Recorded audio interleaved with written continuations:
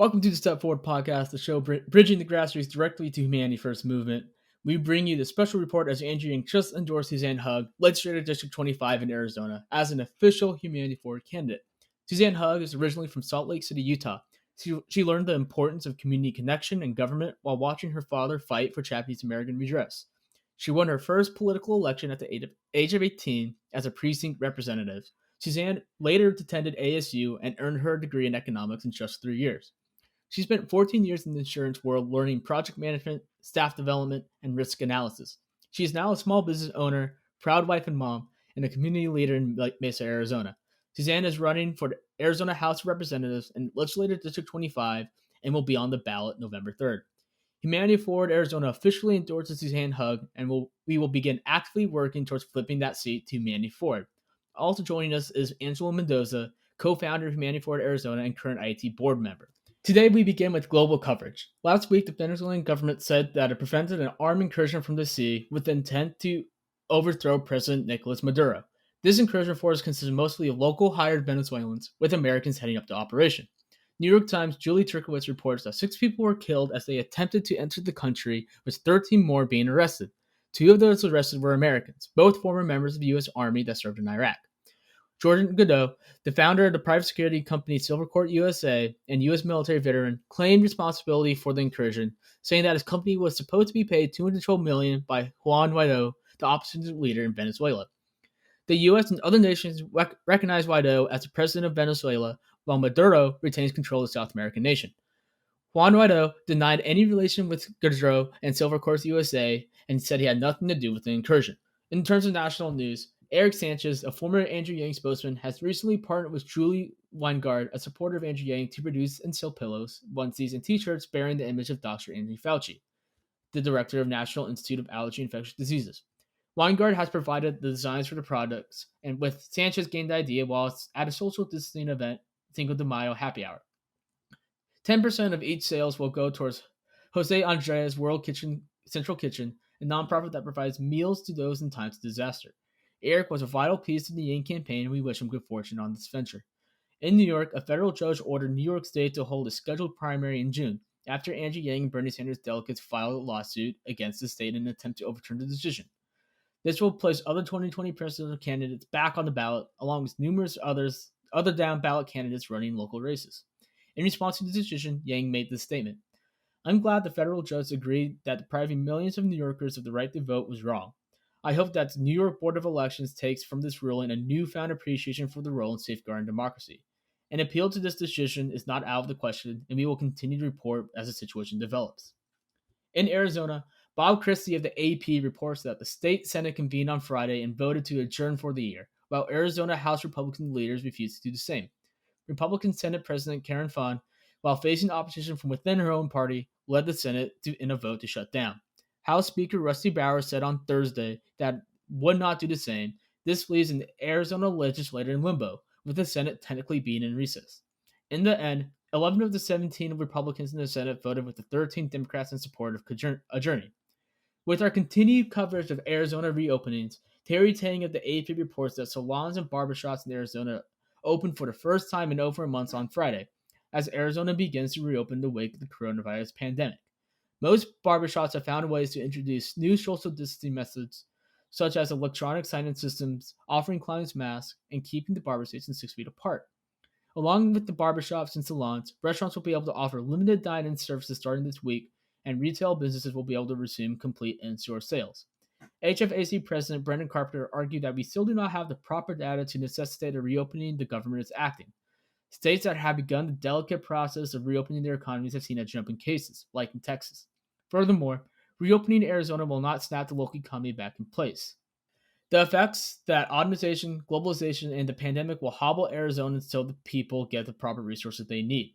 For Breaking Humanity First Movement News, HFAC attended an LD20 Inclusion and Diversity meeting with Suzanne Hugg.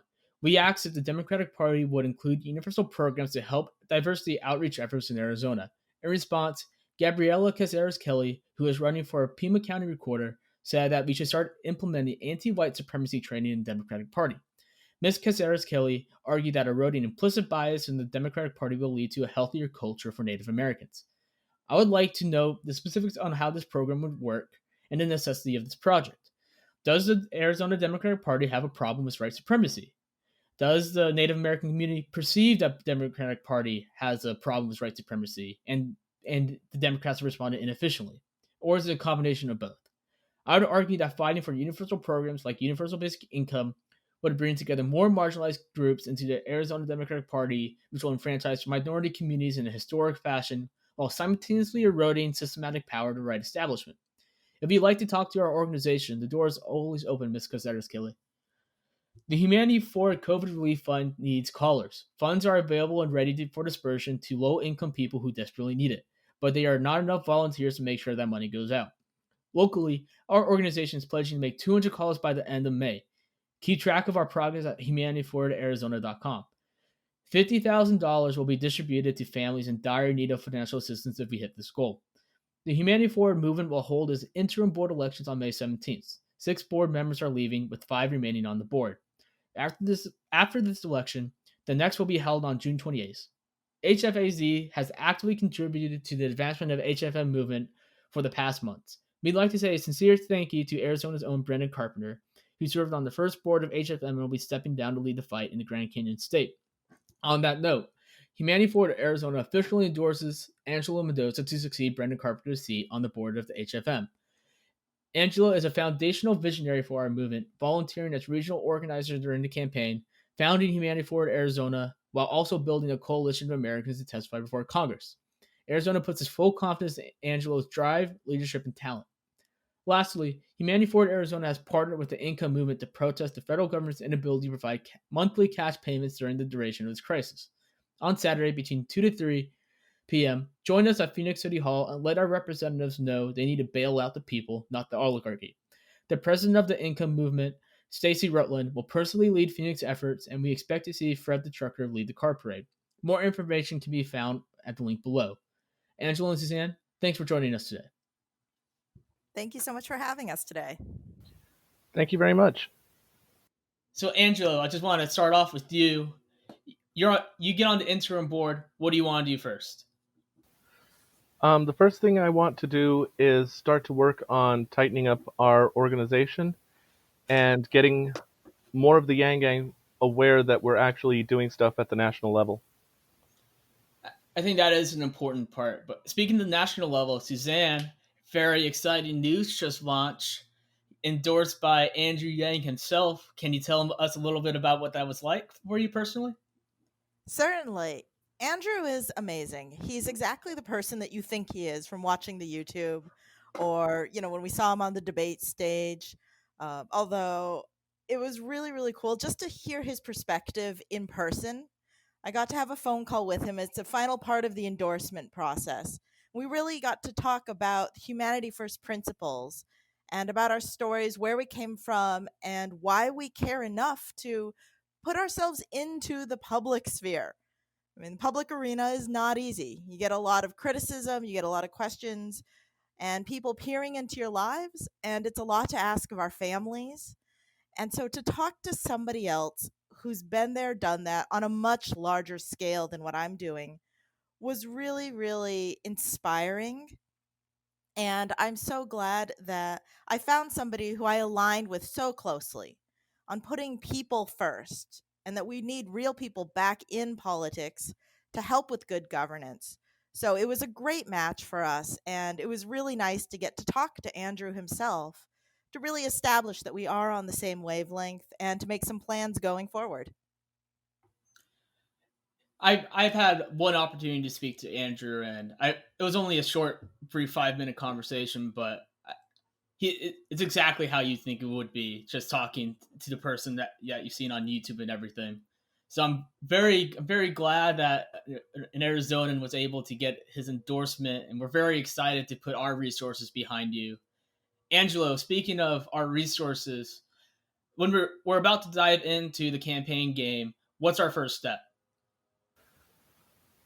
Our first step is definitely to get our website up and start getting promotions out there so that people are aware of what's going on here in Arizona as well as on the national level.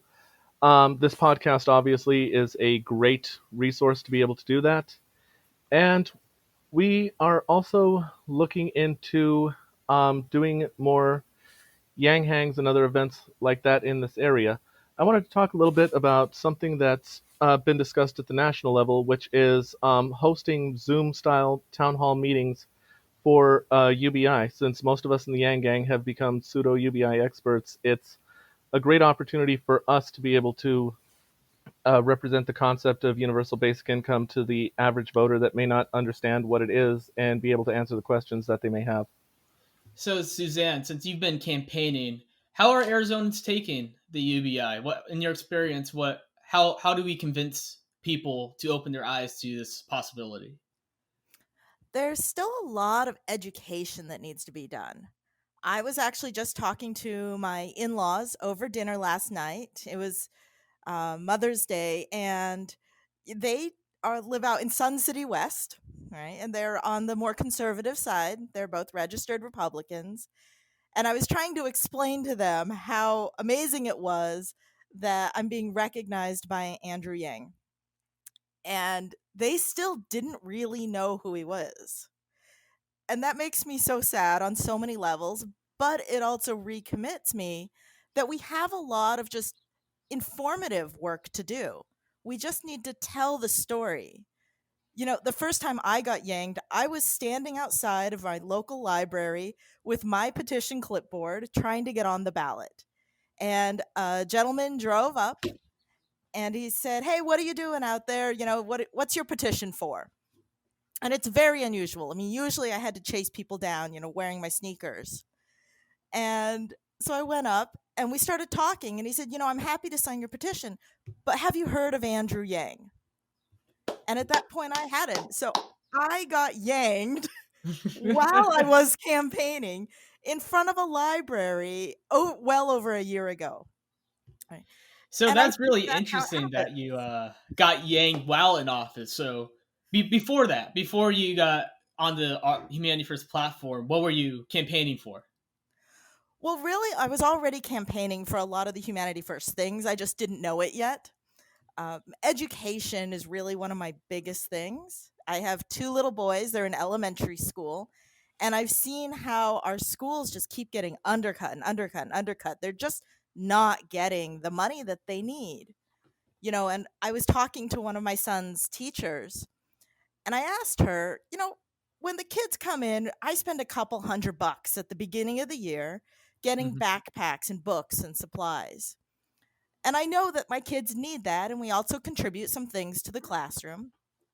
How many kids don't come with all of their supplies? And she told me, oh, there's probably 5 or 6 every year who don't even have a backpack, let alone a full set of supplies. And I mean, in a classroom of 25 to 30, that's a big percent of our kids who are just really critically missing out. If you don't have a backpack, how are you taking home your homework? If you don't have that pencil, you can't be doing your practice. I mean, really, really basic things that our kids need to be able to learn and grow. It's something Andrew and I actually talked about is I'm a small business owner, and that's one of the things he kind of started out as. And we really connected over that and how important these basic skills are and how important a strong education system is to being able to have people who can grow their own businesses and grow our society in ways that aren't going to be automated away. So I was already talking about education as a foundation to our society. And then I got yanged and I read his book, and it was kismet. I mean, what he was talking about was the next step to what I was already seeing. That's very well put. I do feel like people have a sense of the cogs in the machine are rusted, and but they just can't pinpoint exactly why. And I think Angie's platform really is an eye opener for a lot of people. Angela, I haven't heard the story from you yet. How did you get yanked? A friend of mine had actually heard about Andrew Yang when he had come through Phoenix back in December of last year. My You came apologies to for the. Phoenix? Yeah, he Oh had my come through god, I Phoenix did not know. December of 2018, and my friend had asked me, "Well, have you heard about Andrew Yang? This guy sounds a lot like you and ideas that you've talked about in the past." I'm like, no, I haven't heard about him. So he sent me a news article. I believe it was from the New York Times. Don't quote me on that, but I believe it was from the New York Times. Um, Ray, fact check and that. yeah, so I went and looked that up, and he was talking about universal basic income, which I had looked into back in college, and I was like, this is really interesting. This guy's actually running on a platform that really understands the basic structure of capitalism, which is supply and demand. You're not going to create jobs, you're not going to really get the economy going until demand reaches a certain point, and the only way to get demand is to have more customers that actually have disposable income. So I looked into him on that, and the information that Andrew Yang provided was amazing. And then I'd seen that he had his book, The War on Normal People, so I went and checked that out. And the more I read about it, the more I'm like, he gets it on a grand scale. This guy is seeing the big picture. And I read through every chapter and just found myself nodding, like, yes, this is exactly what needs to happen. So a few months had gone by, and I hadn't heard anything from Andrew Yang. And then I saw him on the Joe Rogan podcast, which is where I think a lot of people got yanked from. And I got a chance to actually hear him speak and see more of his ideas be fleshed out. And at that point, I was like, he needs to be president. That's it. End of story. And I started going from there. So in Arizona, we did a lot of campaigning ourselves, trying to get this national platform locally. So Suzanne, how is that working out? What part of the Humanity First platform resonates well with our constituents or with our local Arizonas, and what parts maybe don't? Well, the first thing I know that a lot of people really connect with is that it's not left and it's not right. We do have a huge partisan divide in Arizona and as a very centrist state. And we're also very independent. We're the Mavericks. The All right, a Cowboys. throwback to John McCain. But Cowboys, I mean, even if you look back in Arizona history, we had a lot of strong women leaders. We were pioneers. We conquered the desert. Our Constitution is actually very progressive, modeled after Teddy Roosevelt era. Exactly, exactly. I mean, Arizona itself is revolutionary in the way that we govern and the way that we were set up to relate to each other. So the partisan divide politics just don't really work for Arizona. And we have seen over the past about 15 years, though, the GOP got in and they stopped listening. And I think that is a critical failure of any leader is when you stop listening to other ideas, to the data, to anything outside of your own bubble. And Arizonans don't like that. So when I've talked to other people about Andrew Yang or even just about the idea of some of his policies without even using his name, I really like that. It doesn't sound like a party platform or a talking point. It sounds like a real solution. And solutions is what we need. And that's what I'm seeing really resonate with people. That makes a lot of sense. Angelo, you're in one of the Arizona's more liberal uh, pockets in Tucson. How does Yang's politics interact in a more liberal setting in Arizona? Interestingly enough, Andrew Yang's politics seem to resonate well, especially with business owners here, I've noticed. Interesting. Um, yeah, the general population still seems to be iffy on him as far as what his actual policies and politics are, just because they weren't paying too much attention during the campaign. But a lot of people have shown a strong interest in him. Like I said, the majority of people that seem to show the most interest in him have been small business owners, people that are struggling to get customers. And for them, the idea of a freedom dividend, democracy dollars, and especially when I talk to people, I always make it a point to bring up the American scorecard.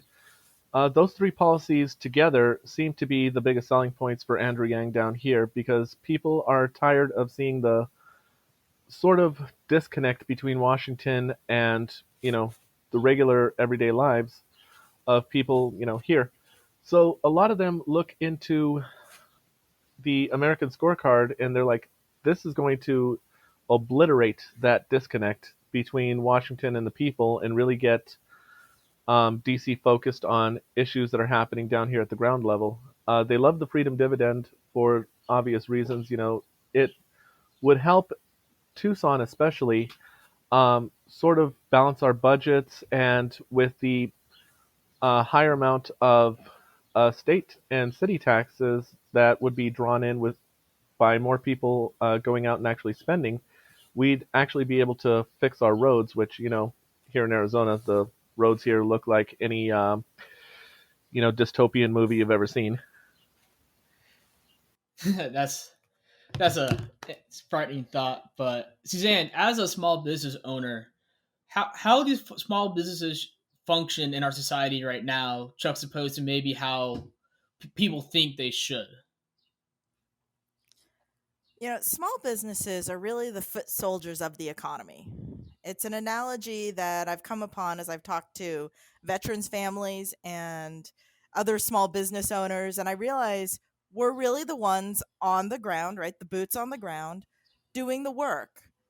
I have three people in my employ, two of whom are actually veterans, and a lot of small business owners I know, we have maybe between 2 to 50 employees, but that ends up being a lot of people in our community. And because we know our employees, we take care of them. We make sure that, if they need an advance on a check, it's there. Or that if they need a schedule change, it's fine. That we don't pressure them to come in if they're sick. I think it's the things that connect us that actually make us better employers, but also we continue to give back to the community. And it's so important that we are treated as that critical resource. Whereas I think sometimes what's happening in Washington, they just assume small businesses will happen no matter what. But really, most are very much living on the margin, and it's a very slim margin. I think we're seeing that right now that after 4 to 6 weeks, I know several businesses that are permanently closing.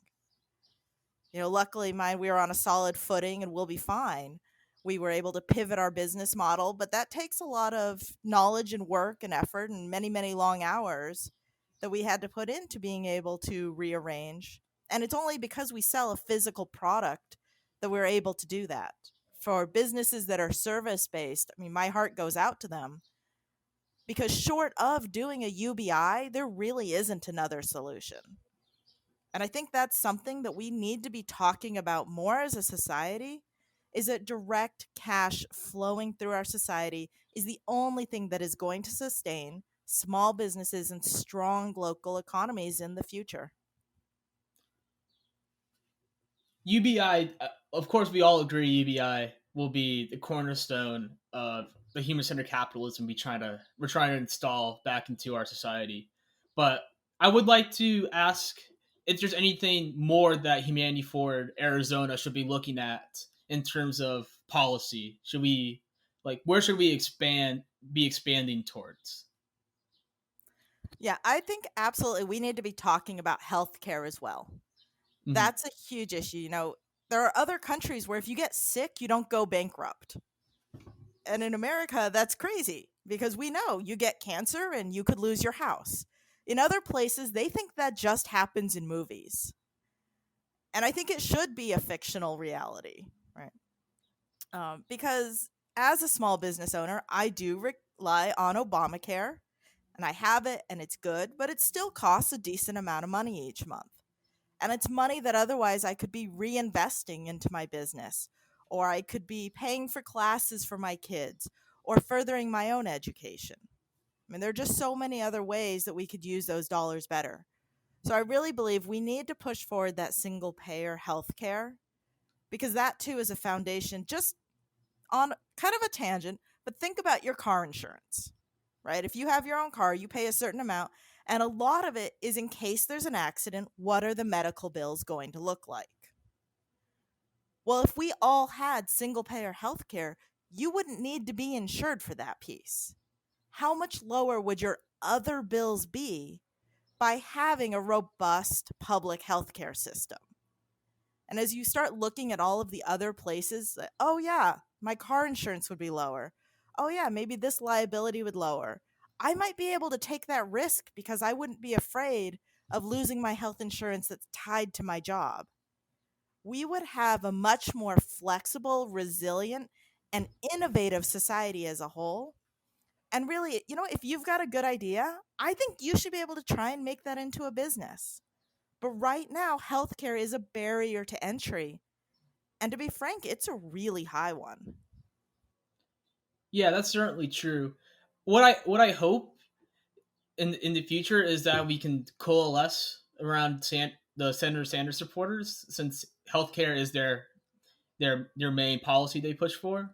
So we can combat on both fronts and really start to heal some of that divide the campaigning brought out from us. But Angelo, if there's something we can add to the HFAZ policies, what would it be for you? Um, that's a good question. I would say that one thing that we could probably add to the HFA AZ policy would be more volunteerism in our community, just going out and connecting with other organizations and trying to help um, our fellow, you know, our fellow people. Also, I think that being able to offer our help and services to businesses that are struggling, being able to give them help will generate a lot of goodwill and be able to help them keep their doors open, because that's one of the biggest problems that a lot of small businesses right now are having is they're taking on a lot of debt through small business loans, with low interest rates, but they're not getting the ability to, well, they're not assured that they'll be able to pay them back because they don't know if their customers are coming back after this whole thing's over. Because a lot of their customers are taking on massive debt trying to survive, pay their bills and everything. And aside from the single stimulus, they've been putting a lot of that on the credit card. Suzanne, I'm also a small business owner myself. I'm a concert promoter. So my business was completely wiped out by this. I'm sure you know exactly what this feels like, where you're looking at your customer base and you want to take care of your employees, but you also want to make sure that you're taking care of your customers and maintaining that loyalty. But in this current environment, it's like, how do you survive long enough to get past that hurdle and stay solvent? Yeah, exactly. It's so true. And they're just terrible decisions to have to make because it's years of work. It's your life that you're putting into it. And especially, too, you're really just putting yourself out there. You're saying, this is something I believe in and I love, and I'm going to make it my livelihood. And then to have something that's totally out of our control like this just come out is really devastating. I mean, I think that mental health is going to be a huge part of what we're going to have to be dealing with. And it's actually something that I've been so impressed with the way Andrew Yang just talks to people. And I think Humanity Forward can also continue that mental health component. I certainly think it's true that our movement did a lot of good for people's mental health. I remember when I went to Iowa for Yang Week, these the diversity of the people that were there stretched from very affluent individuals, CEOs, to people that had nothing and gave their last $20 to get to Iowa. But they all said that Yang helped lift their own mental health extremely throughout the campaign and offered them something to hope for. How would you go about replicating that in Arizona? Uh, either of you?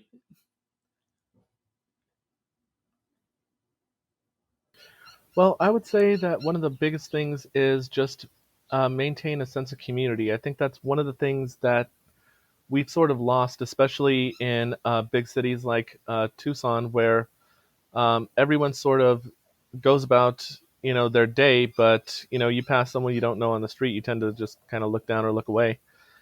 And I think being able to put ourselves out there and make those connections is going to be an important part.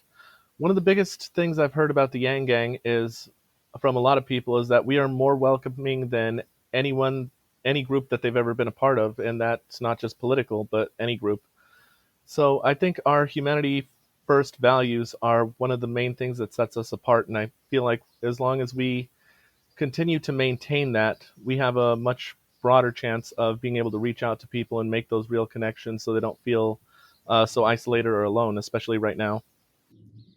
That's very well put. That brings me to a question. During the campaigns, we were very successful in bringing a lot of people into our movement. So much that 42% of our supporters were across the aisle, Republican or conservative. Suzanne, do you hope to tap into this resource of disaffected Republicans to win your election come November, or should we be focusing on the Democratic Party solely for the time being? I wouldn't call them disaffected Republicans. I would call them Interesting. patriotic Republicans because they're people who still really care about our country and aren't following the absolute disaster that's happening in Washington right now. I was actually raised Republican, and so I have crossed parties. I am a registered Democrat, and I'm running as a Democratic candidate now. But, Republican people are just people too. And I think the ones who hear Yang's message are the ones who really care about the future of our country. And they want to see us be prosperous, whether for their own family, for their community, for their business, whatever the reason, they're good people who care. And I absolutely hope to tap into that because they also have good ideas that we need to find a way to balance social justice issues, healthcare for all, but some of those smart business ideas that we also want to bring in. Just to touch back on your other question, I was thinking about why does the Yang Gang make me so happy? Right? Like if I'm in a Slack chat or I listen into a YouTube video, I always find myself smiling. And it's like, what is it? And I think it's the positive vision that for me, the Yang Gang being successful or humanity forward being successful is a very clear vision of a world in which everybody has some money in their pocket and can make the best decisions for themselves, where everybody has a chance to have a business, and where we really have the chance to learn and to grow and just to be together in a way that is a growth mindset and an abundance mindset. And I know it's something Yang talks about in his book. So anybody who hasn't read it, you should actually get the book and read it. Uh, but to talk about right now, I think we're so scared as a society, and that we talk about scarcity, right? There's not enough of anything. And in some cases, right now, like with testing, there really isn't enough. Oof. But we need to have a positive vision for the future. And every time I talk to the Yang Gang or anybody with Humanity Forward, you can sense that that they have that hope for what's just over the horizon if we take a few more steps. I would definitely agree with that assessment. You kind of gave us a good segue to go a little bit into the coronavirus. And during our research of you, Suzanne, we found out you were a Sun Devil. I'm not sure if you're a Wildcat, Angelo, but Arizona schools recently decided to continue with their fall enrollment and let college students back on campus come August. Do you think this is a wise move for our universities to be pursuing this, or do you think they're trying to do something more nefarious? Ooh, nefarious. That's a great word. I have Uh, a pretty pessimistic view of what they're doing right now. uh, so ASU, I am a Sun Devil. That's where I got my degree in economics. And my husband is also a Sun Devil. That's where we met. He is my college sweetheart, and his degree was in history. And we actually got to even take some history classes together and some sociology classes. So it was Nice. a really, really great time in my life, and I certainly hope that my boys will become Sun Devils one day. Uh, the Sun Devil philosophy is getting as many educated people as we can get in our society. And I love that. I think that is so important and so critical. We even have a campus out here in East Mesa Hmm. near the Williamsville Airport, and they just broke ground on a new campus in downtown Mesa. So a lot of That's growth, interesting. especially in my area. I don't think August we're going to be ready to go back to in person classes. I don't think it's going to be safe, just straight up. Until we have a vaccine, and realistically, I think that's January at the soonest. But I also understand that continuing enrollment, continuing education for people who are already in their junior year, who have just graduated high school and they're ready for that next step, is really critical. And I'm hoping that we will find a way to balance pushing much, much more strongly toward online classes, trying to minimize on campus contact, and at least keep things to maybe groups of 10 or smaller for small study groups so that we can have preventative measures, be able to do accurate contact tracing if there is an outbreak, and to take steps to protect all of these students, but also the professors. We talk about a fount of wisdom that we don't want to lose due to this virus. So I'm very interested to see, the devil's in the details, and so that's Hey, what I want to see with this. that's a good paper. If anyone's at ASU, I recommend it. But I'm a upcoming senior at ASU, the exactly type of people you were just describing that needs to continue your education. But you have to. I find it troubling that the profit motive for these universities are kind of against the health motive, in that they announce that we will return to campus before we have the proper information. But I kind of suspect they'll pull the rug out from students and force them all back to their houses and completely online come the beginning of August, late July. Do you think that's a reasonable fear, or am I too pessimistic? I think it is very reasonable to be prepared. Angela, you have any thoughts on this? Did you go to U of A? I did not go to the U of A. However, a lot of my family did.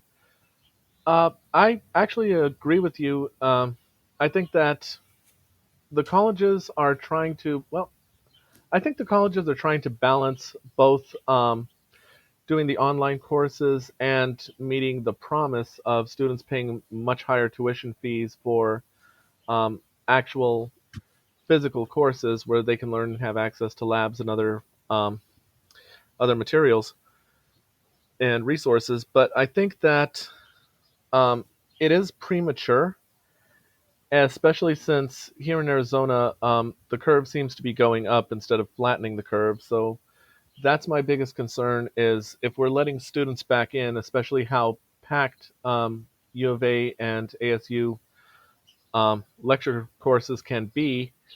One of my biggest concerns is that just one person could infect a whole classroom, and that would very quickly start to spread, especially as each class comes in and each person is exposed to the virus. So that is a major concern for me. I feel like opening up prematurely is just putting us at a higher risk. Where if online courses are sufficient and successful, we should go with those a little bit more until there's better scientific data that says that we're at a safe point to return.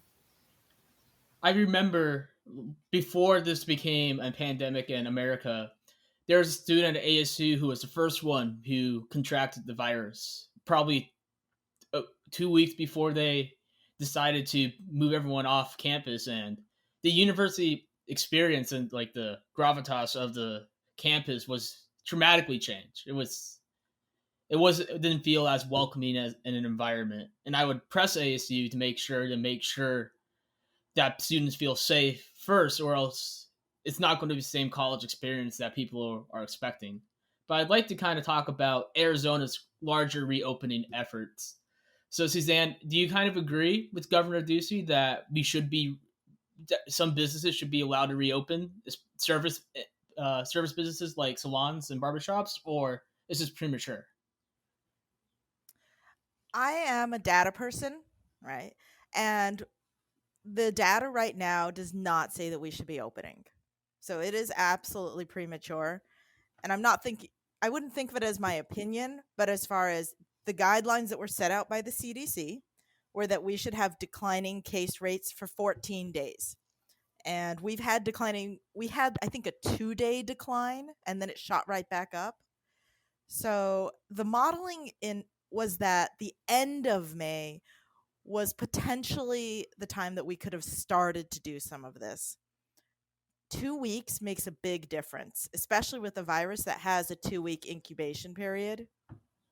I am so disappointed in Governor Ducey uh, because honestly, I didn't expect a lot from him as far as backbone or much else.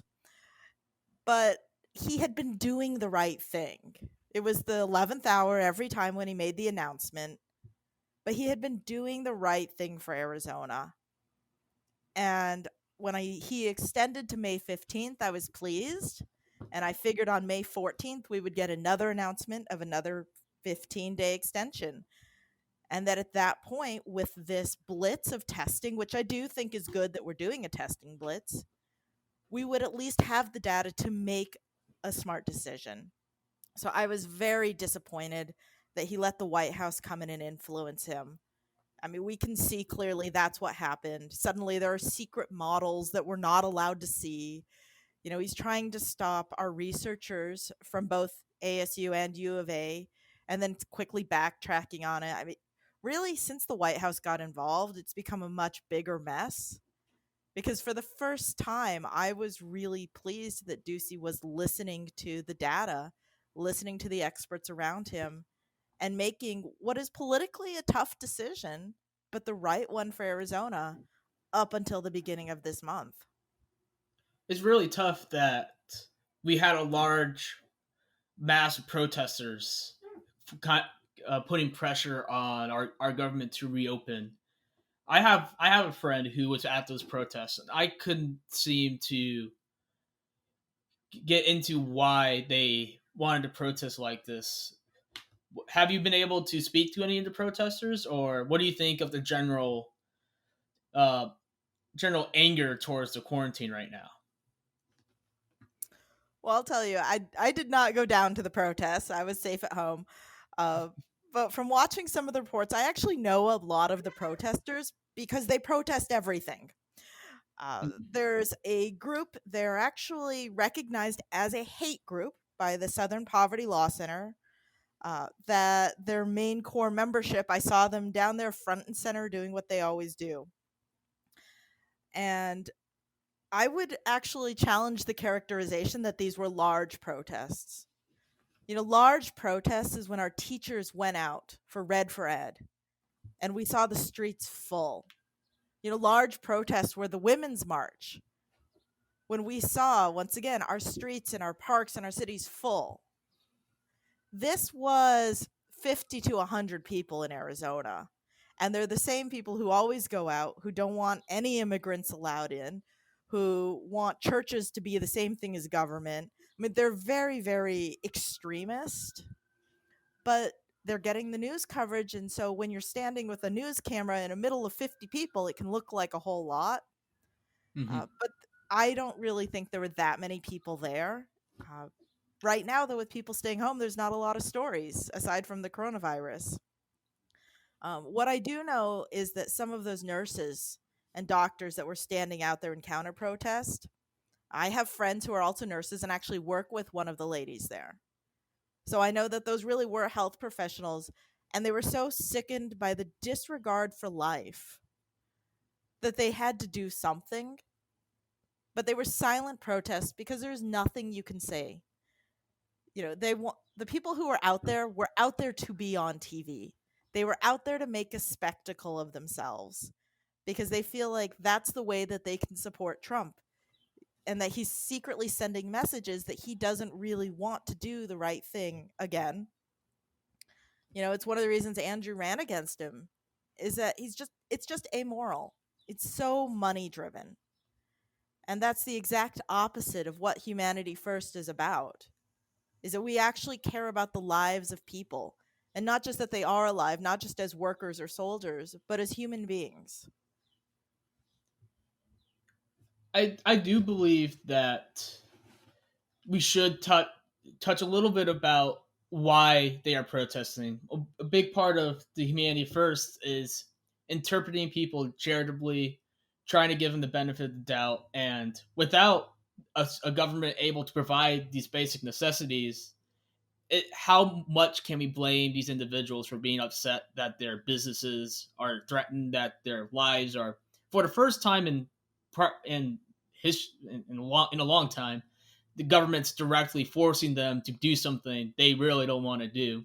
So, is there any credence to this, or is it basically the same 100 people that are always upset about anything government does? You know, it's interesting to me what they're protesting about, because the government could provide these things. The government can provide healthcare. The government can provide additional cash payments. The government could provide things to keep Angelo's business going. We've seen it done well in other countries, in Europe especially. So the idea that the only way to survive is to go and get haircuts again just isn't true. And that's the narrative I want to push back against. Because to me, they're trying to fight the government instead of fighting the virus. Mm-hmm. This is kind of like Independence Day. Like the alien has come Good down movie. from on high. And if you're the one yelling at the fighter pilot, I got to feel like you're on the wrong side of the road on this one. Yeah, I definitely agree. Angela, you want to tune in here? Yeah, so I was just going to say a lot of these protesters, because they are professional protesters that have gone out and done the same thing, I kind of view them akin to the Westboro Baptist Church and their antics that has, they get media headlines, but they're just a tight knit group of people that go out and professionally protest. It's what they do. And while they may get a lot of attention, the message that they're pushing is usually an unsavory one. So I don't know if we should lend credence to these types of people, but definitely address like the underlying argument that they're trying to push, so that this way it can't continue to be politicized. Where it's like, yes, businesses are struggling. Yes, we have massive unemployment. Yes, a lot of these businesses that may open their doors in a month or two may not have customers. But is that really what we should be focusing on by putting people's lives at risk?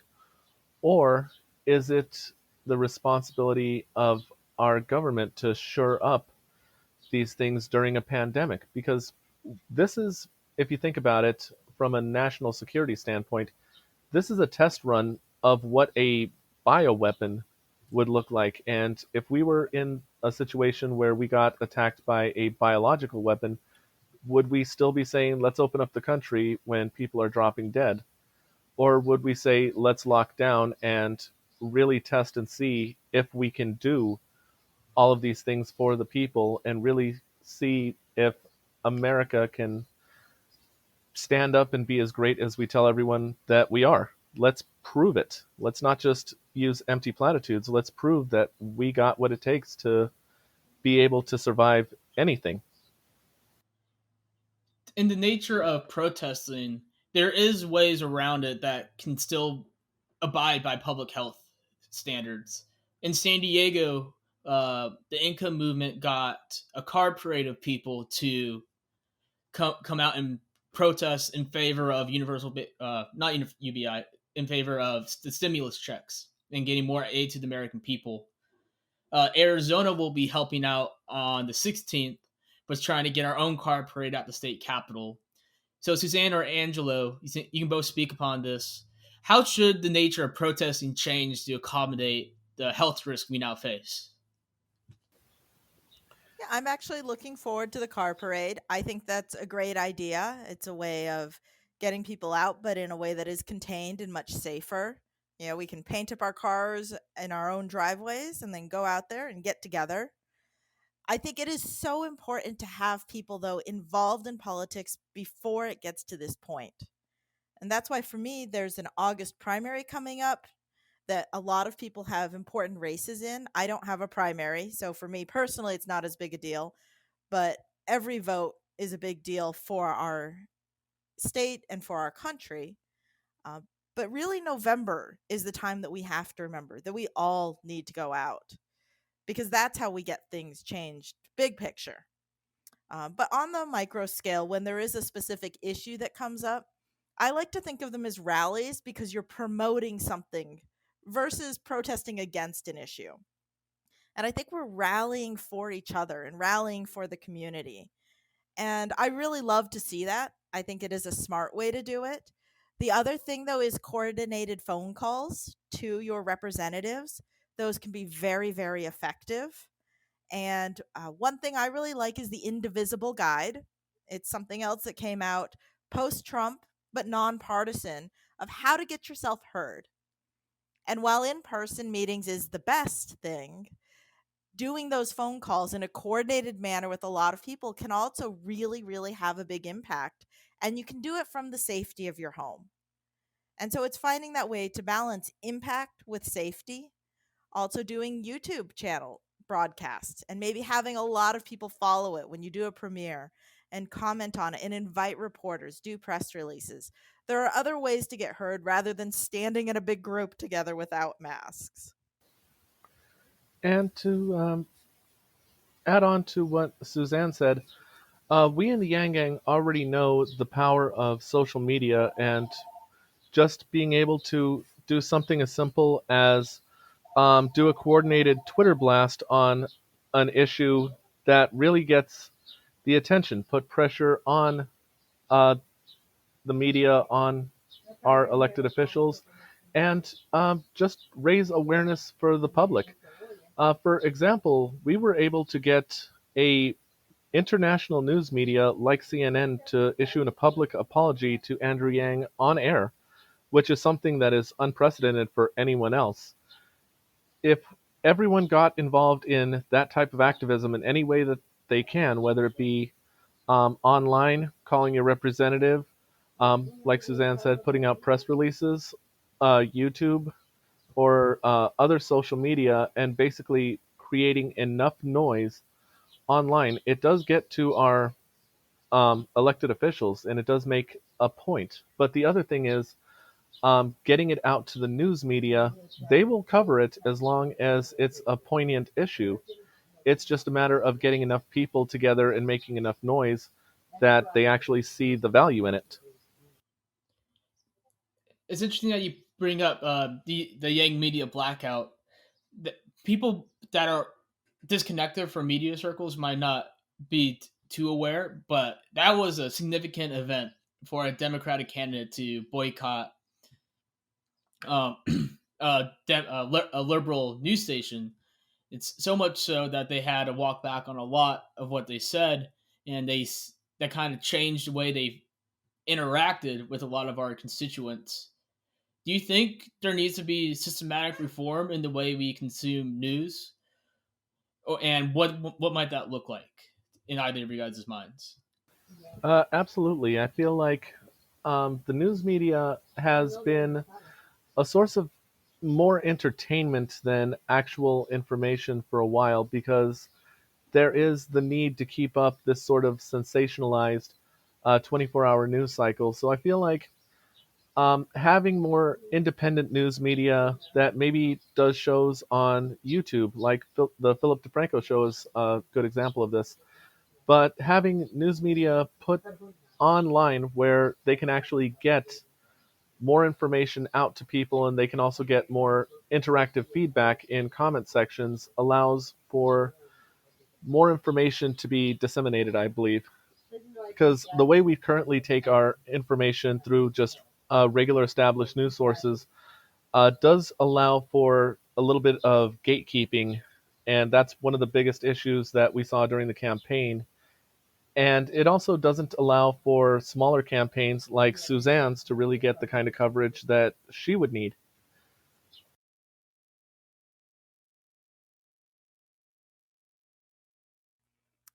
I would agree with that. I will say personally, I'm a big fan of John Oliver. I don't know if you guys watch him, but I love that when he takes a topic, it's researched and it's thoughtful and it's really investigative reporting that also has really funny like pictures. Uh, and right now with the hot takes of everything, I think we've lost that thoughtfulness in the process, and I would like to see more of those type of once a week shows really delving into a topic, coming back on the journalism side, and less opinion and less hot takes on everything all the time. There is something to be said about passion behind what you're advocating for. Think of me, information sources coming from nonprofits arguing for their position. Obviously, they're biased in that they want to their policies to be presented well, but you also do get a certain standard of trust by saying, "Hey, this is the position I'm standing for. Here's my sources. Here's what I'm saying. What do you think?" As his objectivity's kind of been co-opted by more elite institutions as a way to say it's who am I to judge? Like there's two sides to every story, and but as we know, especially from the coronavirus to sexual harassment and the Me Too era, that there's not always two sides to every story. So, do you think that there's any interlay in what we should be talking about? Well, the other thing I would like to see though is somewhat of a return to primary sources. I almost Mm-hmm. feel like the nation as a whole needs to take a class on research and what that really is. Uh, Hassan Minaj, who does the Patriot Act, if you guys have watched him at all, Mm-hmm. because obviously he had Andrew Yang on. So I hope you at least saw that episode. He also does a good job of researching and sources. And we do need to return to, I think, some more critical thinking and a demand for factual basis in this country. And I don't know exactly how we do that. I don't have the solutions on it because it has gotten so convoluted and it has become infotainment to such a degree that I almost feel like we need to kind of wipe it away and just start fresh again. Reality show media, reality show president. That was one of my favorite quotes, and it was partially a jab at Trump, but partially a jab at how dysfunctional our media really has become. So I do agree with Suzanne, and John Oliver is one of my favorite YouTubers. I think that we've kind of lost the old way of journalism, and this is why I tend to get a lot of my news from other sources like the Career Herald because they present it in a dry, here's the facts, you can make up your mind way, rather than trying to feed you an angle that they want you to sort of go to. One of the things I think we can be doing well is taking some of the power away from the media, or at least the traditional media as it's formed. And I think new media institutions like the podcasts and social media shows, as well as proper journalistic sources in traditional media, like the one you just mentioned, would be a good way to do this. I'd like to talk a little bit about Humanity First movement in our national coordination now. So, Angelo, for the people who might not be quite aware what the Humanity First movement is, can you give us a frontline? Humanity First movement is basically the remnants of the Yang Gang Yang 2020 campaign. The former Yang Gang regional organizers basically reactivating the old networks and working on active problem solving. We have actually started a board of directors, which Brendan, our current president of Humanity Forward Arizona, is on. The interim board uh, of Humanity First movement is basically in communication with Humanity Forward, and they're currently negotiating how our partnership can work, how we can help each other and grow this movement. So That's what's currently going on at the national level. There's a lot of different working groups on the Yang 2020 Slack that are working on a variety of projects. And we are actually encouraging everyone that was in the Yang Gang that may have stepped away for a while, taken a break, sort of gotten rid of the burnout, that wishes to come back and get active in the Yang Gang again, to head to back into the Slack and start joining the conversation, seeing where their skills and talents may be able to help move this movement forward. So, Suzanne, you just got the big endorsement from Andrew. So, can you give us a little insight about what the cooperation between the local candidates and this big national organization will look like, or do you have any thoughts on what it ought to look like? I am learning right along with them because my endorsement is one of the inaugural ones of local endorsements happening. And so, really, it's very exciting to essentially be a test case for Andrew. So, we're going to actually be developing that, I think, together, very much so, with the national organization, our state organization, and then my campaign all having input. So I very much hope, though, that we can continue to reach across party lines. We can continue to talk about what's really going to benefit the people in our communities and to recruit more like minded people to spread the message to people who haven't heard it yet. And then, ideally, of course, to get some votes for me, enough that I get a seat in the House in the fall. Yeah, that would certainly be ideal. In terms of other candidates, though, or other Arizona politicians, do you think there's anyone that would be receptive to our organization, or that's already been elected, or campaigning as well? I definitely think there would be. I'm not going to name names, just because as candidates, when we, just have chat one on one, we try to keep it between ourselves. Uh, but I know that I can say for a fact that there are other candidates out there who are still learning about the Humanity Forward movement, but are very interested. They know that we need solutions. And that's something I keep saying over and over again is this isn't just like some kind of broad platform and we don't know where, are we walking off the deck of a ship with it. This is really a clear vision for the way that our society can work and operate in the future. And it's something that we need to be talking about with other people. And so, as I talk about it with other candidates, I definitely know that there is some interest out there. So, I have been sharing the endorsement process with some of them and encouraging them to really look in and see if that's right for them as well. Well, I have to get you those names after we stop the recording so we can start putting together our strategies. But Angelo, it's contingent on you being elected to the interim board. What would you like to bring back to Arizona in your mind? I would definitely want to bring back to Arizona some of the broad ideas that are going on, especially on how to help at the local level, because a lot of the ideas that are going on at the top level, and especially being pushed by Humanity Forward, isn't always getting filtered down to us here at the volunteer level. So I'd love to bring that back to Arizona and see um, more opportunities for us to get involved and put ourselves out there and to get the name recognition that we, have to build in the communities where people know that we're a source of help, know we're a source of information, and start to actually make us better known.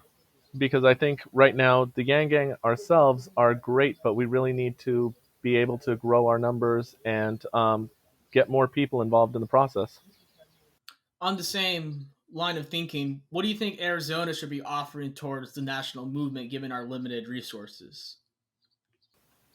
One thing Arizona actually has already contributed to the national movement is innovative ideas and sort of a template that others are starting to follow. Like we started our own 501c4 here, and we were the first and only to set up a HR department that others have been asking for our notes and information on like how we set up our HR department, and they want to use that as a template for their own local yang gangs. I mean, realistically speaking, everything at the national level, all is connected to local yang gangs, local organizations like ours that are building the movement from the ground up. It's just a place for us to be able to connect and pull resources together at the top level. Suzanne, we both Humanity Forward Arizona and Humanity Forward Movement have endorsed you. What sort of aid are you looking for, come from now to August, and then once the elections pick up August to November?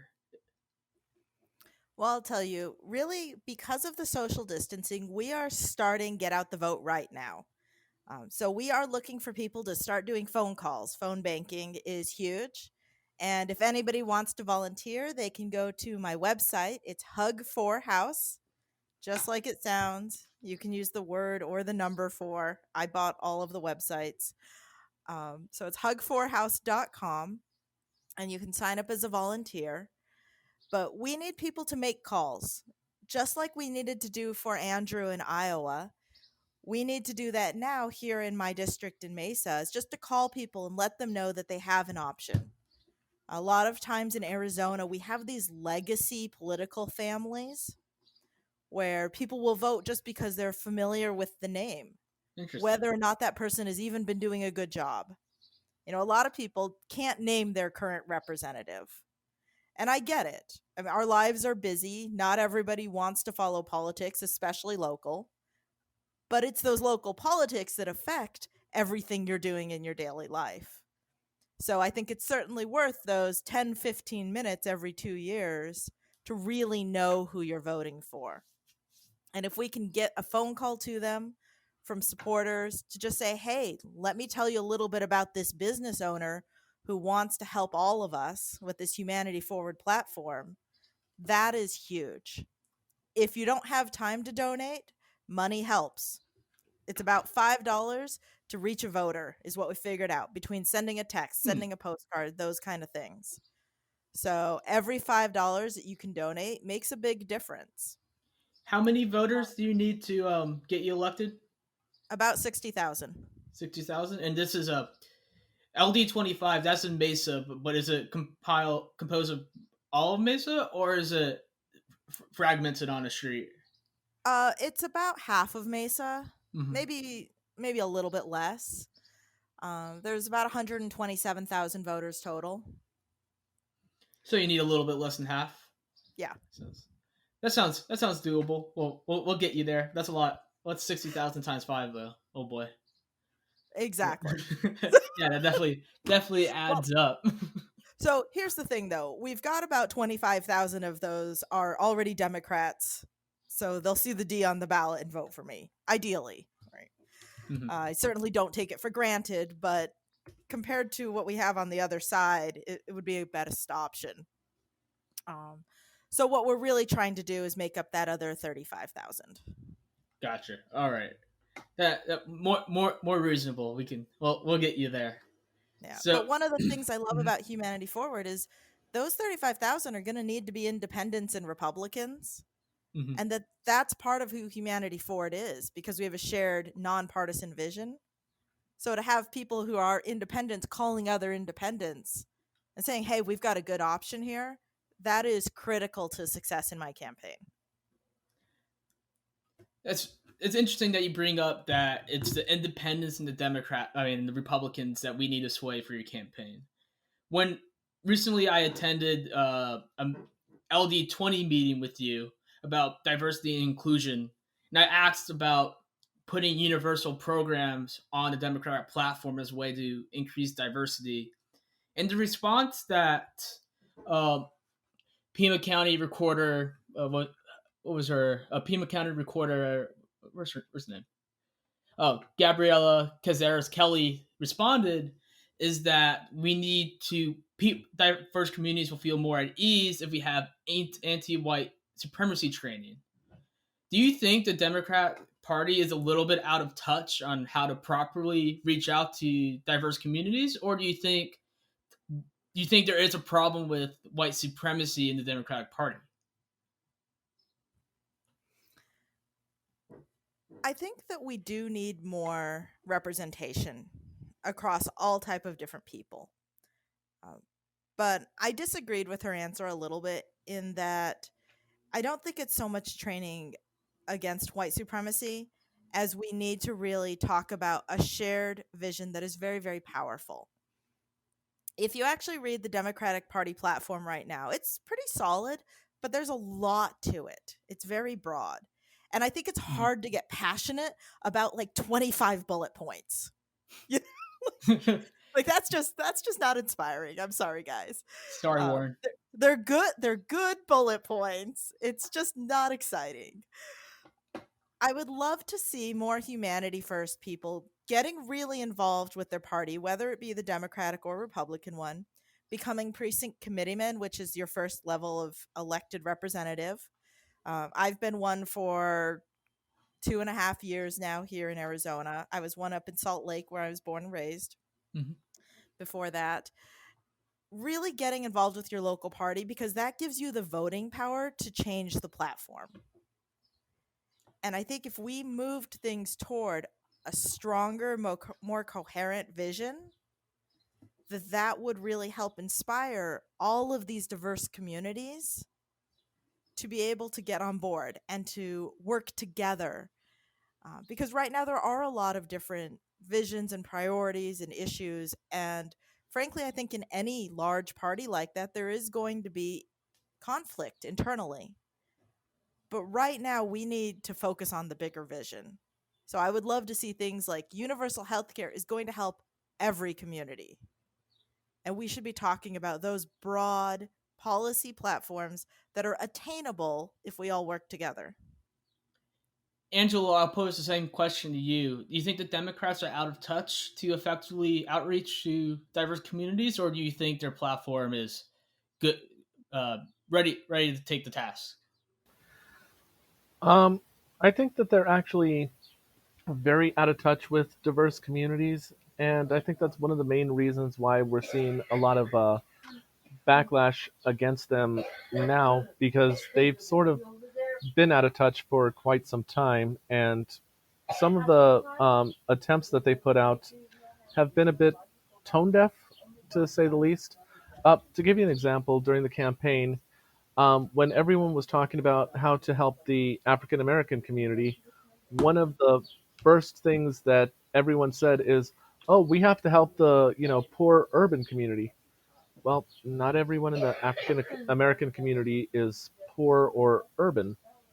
Mhm. So how exactly, that's kind of painting groups with a broad stroke, and a lot of different groups felt, you know, sort of like they're out of touch, like they don't understand what our issues are, and they're not really reaching out to us to find out what our issues are and how what kind of help we actually need.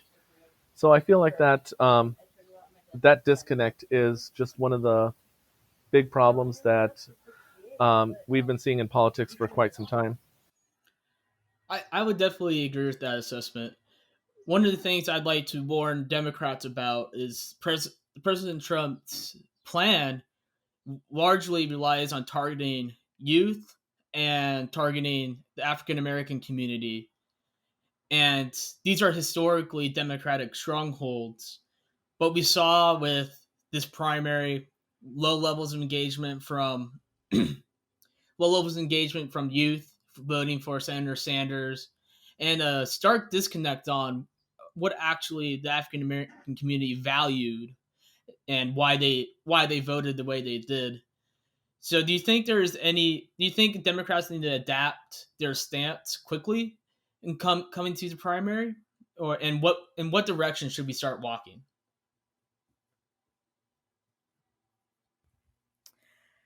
It's the way the question is asked almost is setting us up for a third party, Kyle.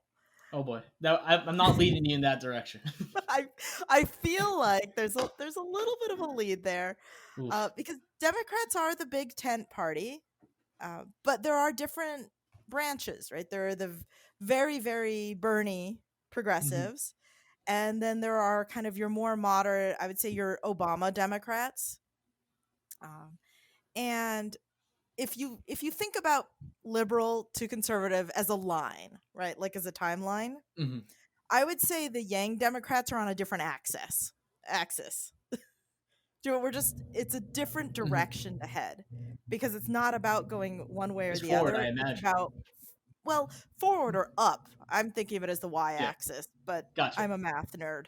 So, Oh no. but for anybody who imagines it, everybody else is on the x axis and y is just going up, right? And I would love to see the Democratic Party get there, and I think that they are definitely much, much closer than the Republican machine. Because my viewpoint is that the GOP has been taken over by extremists starting during the Tea Party era that went from having conservative social values to really worshiping capitalism as a good in and of itself. And right now we're seeing the consequences of that on as a society. So even the Republican Party needs to move if it wants to stay viable. But both parties right now are in trouble. And we'll see with this national election how it shakes out.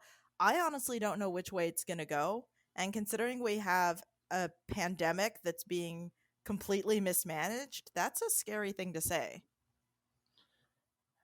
I definitely agree.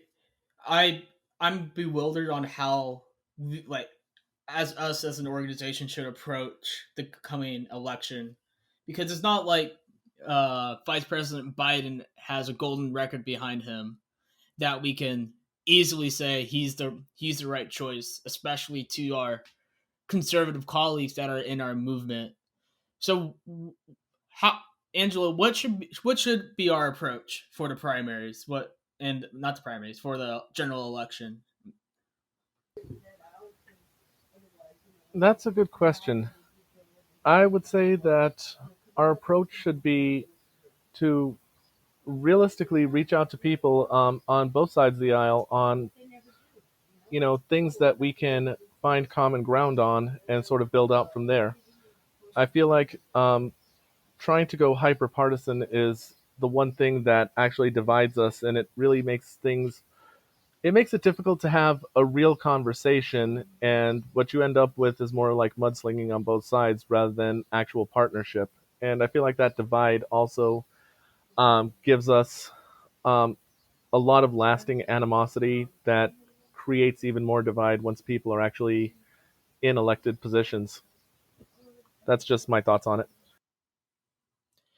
This coming election is definitely going to be contentious. Maybe the most contentious, more contentious than 2016, and that was really something. But I would like to get back to the local policy, and I would like Suzanne to ask you specific questions on your platform that we want our viewers to be aware of. So you're big, you're big. You're Jesus, I can't talk. So education. What should we do about public education in Arizona right now? There's two big pieces of my platform on that. Um, the first thing is we need to get more money into our schools, to our teachers, to our staff. We really need to make sure that our kids have, those pencils, those backpacks, that paper that I was Mhm. talking about. Right now, especially something we're seeing is how many of our kids are fed by our schools. I mean, I don't know if it's something you think about from growing up, but in our district out where I live, over 50% of the kids rely on the schools for free or reduced meals. And that's breakfast and lunch, 5 days a week. And sometimes they take home backpacks with food. I'll tell you a little funny story. I had a corporate job. I was in the insurance world, and I was an underwriting manager doing risk analysis and project management. Man, that sounds exciting. And oh, I mean, for me it was, but for most people it's awful. But if you want to know about drug interactions, I'm pretty good at Mhm. that. Oh, there we so, go. so I did eventually step out of that job, and it was not a smooth transition because I mean, it's very, very hard and scary to lose your regular paycheck and to really go Hmm. into relying on a business. And clearly, one of my sons said something to his teacher because I got this very nice call from the school nurse. She said, "Ma'am, I understand you might have had a change in your household recently." Like just the gentlest, sweetest thing. She said, "We have some food support available." And I started laughing because I knew exactly where she was going with it. And I appreciated it so much. I mean, we were fine. Hmm. But the fact that he'd mentioned, I'm sure one of them had mentioned something to his teacher, it had gotten to school nurse, that there was this amazing support network within 2 days of my job change. I mean, it was so fast. And I really, really felt lucky to have that support. But at the same time, is that really our school's job? I It, would argue it could that be. Like, it we have to make sure it's planned out to be able to do that. Because schools so are a great way to build community. yes, they absolutely are. And then during the following summer, I was looking at our Mesa public pools, right? Getting a pool pass to the family. Hmm. And I realized that they're all maintained by our schools, right? They're attached to the junior highs or to the high school. Our school does so much more than just educate our students. And that in and of itself is a huge task. But like you're saying, it's really a vital connection for all of our communities, whether or not you even have a current student. So getting money into those schools is almost like a UBI for that community because it's getting money, it's getting food, it's getting resources, support. I mean, they even offer parenting classes and all kinds of continuing education um, for our communities that help everybody better themselves, make sure somebody's stable, make sure a kid isn't missing meals because his mom lost her job. I mean, that is huge. And so that's one of the reasons. It's so important to me. And when I've talked to school board members, people are like, "Oh, you're a mom. Why don't you run for school board?" And I'm like, "Thanks. Uh, why aren't you on the PTO?" I'm like, "Well, I go to the meetings, and those are all really critical things. But every one of them, I hear the state legislature just hasn't given us enough money. We're still below 2008 levels." I said, if I really want to make a difference, I'm not the curriculum person. That's not where my passion lies. My passion lies with numbers. And the state legislature is where we can determine the budget. So that's number one for me is getting the money into the schools. Looking at where are we spending it? Are there ways we can find efficiencies? But how can we get more dollars to those kids into those classrooms and to be supporting our communities in ways that touch everyone's lives on a daily basis? So you kind of asked me about my experience with uh, school support systems, and this kind of brings me into a question I was wanting to ask you. I went to a charter school called Basis Phoenix, and charter schools are very contentious right now in Arizona since we kind of try to incentivize charter schools and try to get them to thrive. How should our interactions between public schools and charter schools lie governmentally? Should charter schools be getting as much resources from the state as they do right now, or what reforms do we need? That's a good question. And let me reframe it just a little bit for you. Yeah, no problem. There are two kinds of charter schools, and a lot of people don't know this. So I actually was having the same conversation with my in-laws because there are charter schools that are still public schools, and they're ones that maybe have a unique curriculum, right? They might be arts based, theater, things that are just outside of your kind of normal academics, but are still really wonderful for people who are creative. I'm a big fan of technical schools. I think we Mhm. need more technical and vocational training. We need plumbers, we need electricians. And if our schools Stable can help jobs too. support, well, yeah, exactly. And things that aren't going to be automated away. So we need nurses. I mean, we really need nurses, Hmm. healthcare workers. There are programs where by the time you graduate high school, you can have your base certification for some of those things. So I am a huge supporter of that kind of stuff.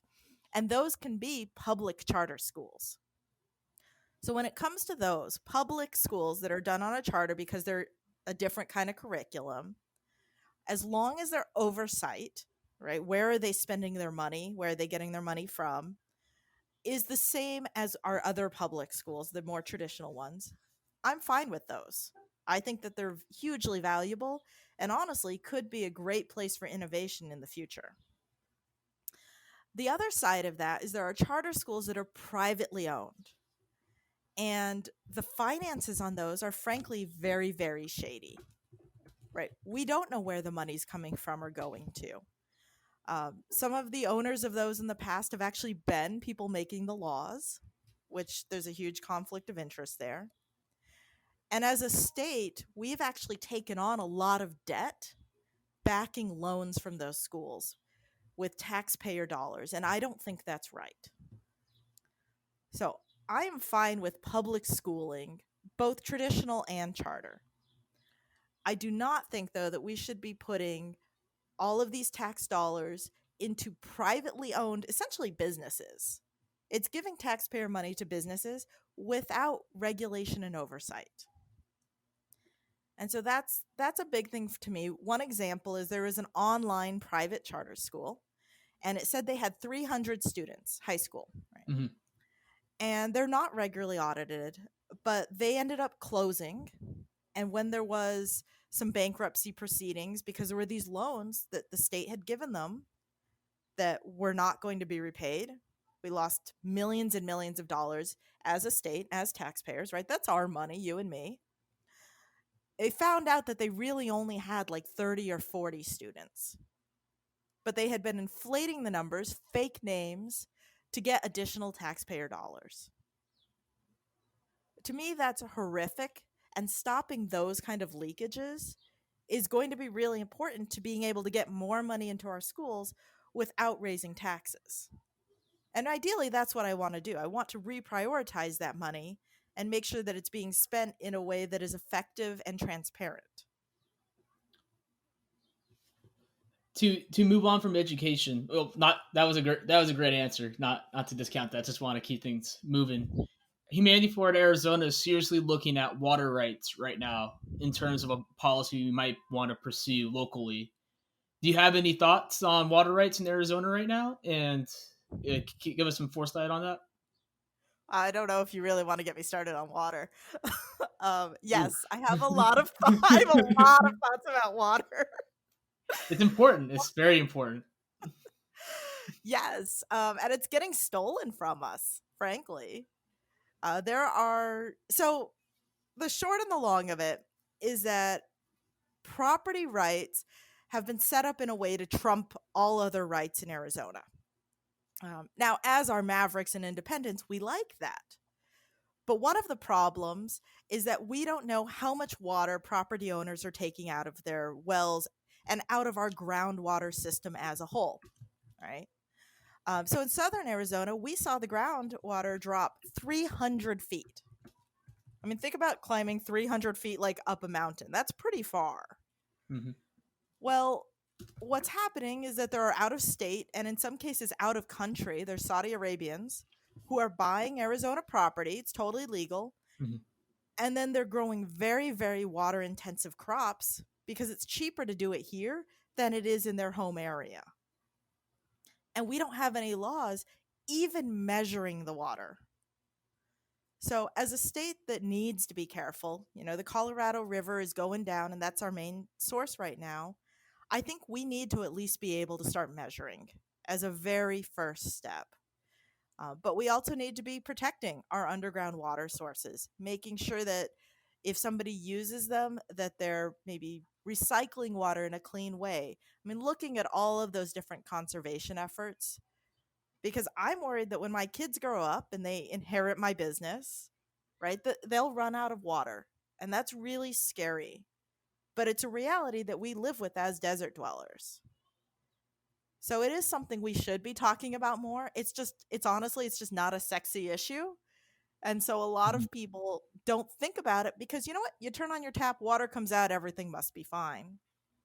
So we do need people in there that are going to think about the future and in a way that thinks puts Arizonans and people first instead of some of these big agribusinesses that are using our water to feed cows overseas. To yeah, water is going to be an essential problem the next 20 to 30 years for not just the Arizona community but the Southwest community into Mexico as these corporations keep depleting our water supply for in inefficient ways, especially for agriculture or manufacturing of products like beer that takes a lot of water. But to move on to an equally important problem, especially in Arizona, what are the most effective ways to combat drug cartels, to combat mass incarceration, to combat inequalities in our system? Is through drug decriminalization or legalization efforts. On a state level, what can Arizona do to start decriminalizing some of these drugs that are locking so many people up and getting these people to drug runners very wealthy in the process? So, on the state level, there is a county attorney race right now in Maricopa County. And Maricopa is the biggest county by Yes. far in Arizona. We have, I want to say there's either 3 or 4 Democratic candidates that are in a primary.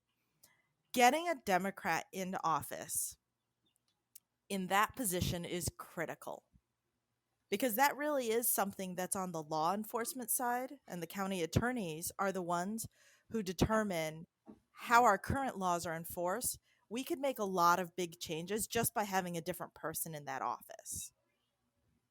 So while the legislature is important, we need to be talking about the other races too. The people may not know what they do. County attorneys determine the sentences in a lot of cases that are requested, especially for low level drug offenses. Yeah, that makes sense. I've had the privilege of meeting a few of the Democratic primary candidates for that position at ASU Young Democrats, and all of them seem very qualified for what they want to do. It'll be an interesting race to see how that boils down to close out our show a little bit. Angelo, I'd like you to let us know what does the Humanity First movement have going on right now that our supporters should be tuning into. Well, there's a few things. We're working on public outreach. Currently, we're also working on a plan to speak before Congress in partnership with Income Movement. We're working on a handful of um, projects to, especially right now, we definitely need more volunteers for Humanity Forward to be able to phone bank and get these checks out to people in a more efficient way. Right now, we only have about 100 phone bankers and several thousand people that have applied that need the money. So the more people that join up, the more we can get that moving more efficiently.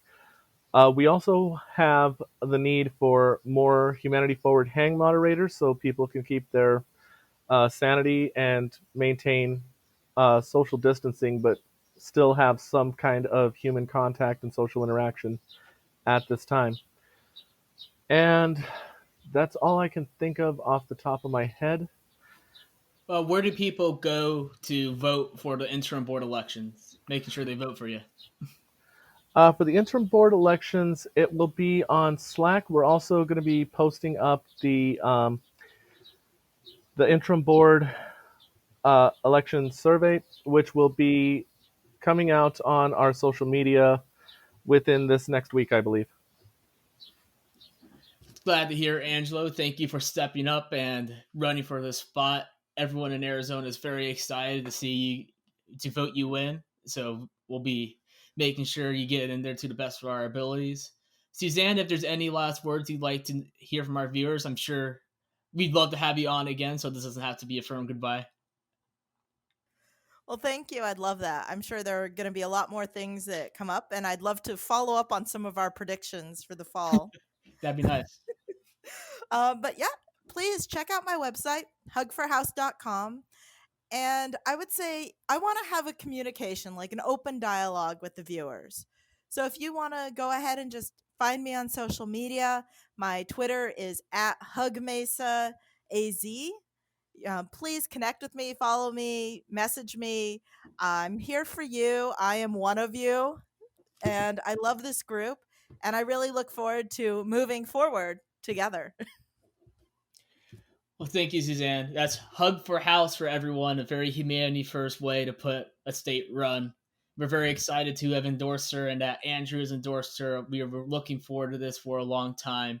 We're glad to see it materialized. And we're very eager to get Humanity Forward candidates into office. Stay tuned in the next week for more news from Humanity Forward, Humanity First Movement, Humanity Forward Arizona. Please tell your Yang Game friends about our podcast. This is a direct link to from the leaders to the grassroots. We hope to respond to whatever information you guys need quickly and making sure you guys get the information you want. This is Kyle Hendon, Communications Director from Humanity Forward Arizona.